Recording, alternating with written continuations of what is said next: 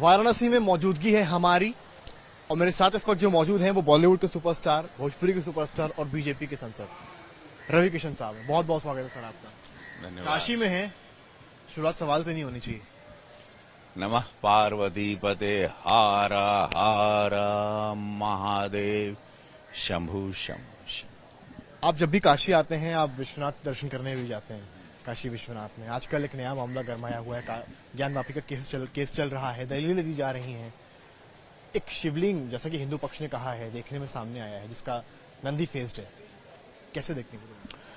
देखिए, मैं आज सुबह मंगला आरती में भी था और मैं काफी सालों से, बचपन से इनफैक्ट जा रहा था, तो हमेशा बाबा विश्वनाथ के दर्शन करूं और दर्शन करने के बाद नंदी जी के पास हम लोग एक दर्शन, तो नंदी जी बहुत बहुत विशालकाय हैं, लेकिन मेरे महादेव यहाँ बैठे हैं और वो मेरी नंदी जी वहां देख रही हैं। तो ये सवाल हमेशा ना मैं किसी से पूछ पाया, क्योंकि वो सब लोग वहां जाके, हमको लगा ये क्या है, समझ में कुछ आता नहीं था।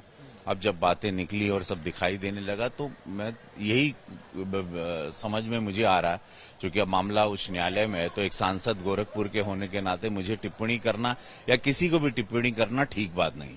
लेकिन मैं इतना कहना कि हमार नंदी ओझा मुंह करके काहे बैठल है, मेरी नंदी जी वहां पर मुंह करके क्यों बैठी है, ये बहुत बड़ा प्रश्न चिन्ह समस्त भारत में, पहले बनारस में था, अब समस्त भारत में है। और समस्त बाबा विश्वनाथ के जितने भी पूजक हैं, मानने वाले हैं, पूरे विश्व में हैं। जैसे यशस्वी प्रधानमंत्री मोदी जी ने इसकी भव्यता को बढ़ाया है, गंगा जी से जोड़ा है, और उसके बाद से हजारों लाखों लोग आने लगे दर्शन करने के लिए। अब वो सवाल सब लोग, और आज मैं देख रहा था सुबह दर्शन में कि उस नंदी जी के पास बहुत भीड़, सारे दर्शन महादेव का करके वहां नंदी जी के कान में जाके सब लोग बात कर रहे थे। जो एक होता है, नंदी जी से कुछ अपनी फरियाद रखते हैं। पहले के मुकाबले ज्यादा भीड़ देखी आपने? बहुत ज्यादा। तो ये एक है, लेकिन अब मैं इस पर कुछ नहीं कहूंगा, क्योंकि अगर ये मामला कोर्ट या न्यायालय में नहीं होता, हम लोग ये डेमोक्रेसी में हमको सम्मान करना चाहिए, तो मुझे बोलना ठीक नहीं रहेगा। बस ये है कि हमारी सवाल रहेगी, हमारे नंदी जी ओझा काहे ताकत है। अगर रवि जी वो शिवलिंग है, जो अभी उसकी करंट स्थिति है, वजू खाना उसको बनाया गया है, जहां पर हाथ धोए जाते हैं, पैर धोए जाते हैं, कुल्ला भी किया जाता है जो नमाज से पहले यूजुअली किया जाता है, क्या अगर वो है तो उसको कैसे देखें? देखिए, मैं कहूंगा कि मैं कुछ नहीं कहना चाहूंगा, क्योंकि मामला उच्च न्यायालय में, और किसी को टिप्पणी करने का कोई अधिकार नहीं। जब भी कोई मामला न्यायालय में आ जाता है तो हम लोगों को बचना चाहिए किसी भी प्रकार के, और मेरी टिप्पणी तुरंत वायरल होती है, तो मैं इस पर कुछ नहीं कहना चाहूंगा। मुस्लिम पक्ष फवारा उसको बता रहा है।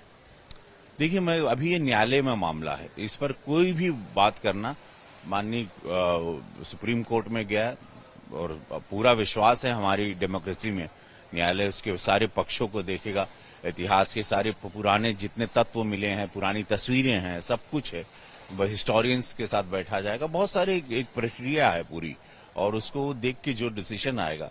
मैं अब इस पर नहीं कहूंगा कि चीजें अब सामने आ गई हैं, दोनों पक्षों की अपनी रखें, हमारी यहाँ से भी तस्वीरें चलेंगी, हमारा इतिहास भी है, कितने साल पहले क्या होता था, पुरानी तस्वीरें हैं, जहाँ पुराने पंडे भी बैठे हैं और पूजा कर रहे हैं, और मंदिर का स्थान क्या था, वो सारी चीजें, तो एक जो भी है, एवरीथिंग, सब कुछ रखा जाएगा, और मामला सेंसिटिव है तो बहुत सेंसिटिव तरीके से इसको पढ़ा जाएगा। आखिरी सवाल ले रहा हूँ, लखनऊ में सदन जो है इस समय, विधानसभा गरमाया है माहौल, वहां पर केशव मौर्य की टिप्पणी होती है, सीएम भी बोल रहे हैं, अखिलेश के भी बयान सामने आ रहे हैं, आपने भी सुने होंगे जिस दिन तल्खी हुई है, कैसे देखते हैं? बहुत दुखद रहा।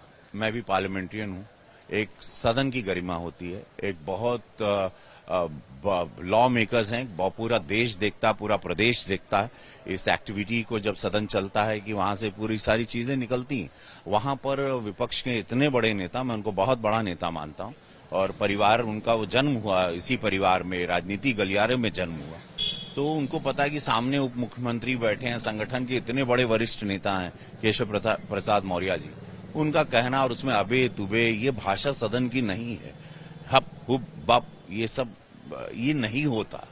मतलब मैं तो फर्स्ट टाइमर हूं, लेकिन हमको ये, हम लॉ की हमारी एक रूल बुक होती है, हमने वो सब पढ़ी है, तो वहां पर क्या क्या भाषा होती है, मर्यादा में क्या बोलना चाहिए, तो ये हमको बड़ा दुख ही हुआ। देखिए, हार जीत लगी रहती है, हार को पचाना भी चाहिए जिंदगी में। हार, मैं भी बहुत बार हारा हूं, मैं बहुत बार गिरा हूं, लेकिन आप हार के उस हार को पचा के वापस से ऐसा कार्य करके फिर जीतने की तैयारी करें, ये ऐसा बिहेवियर ये बताता है जब आदमी को 20-30 साल अंधेरा दिखाई दे कि हमारा आने का कोई अब स्थान ही नहीं, क्योंकि पूज्य महाराज जी योगी जी अद्भुत काम कर रहे हैं।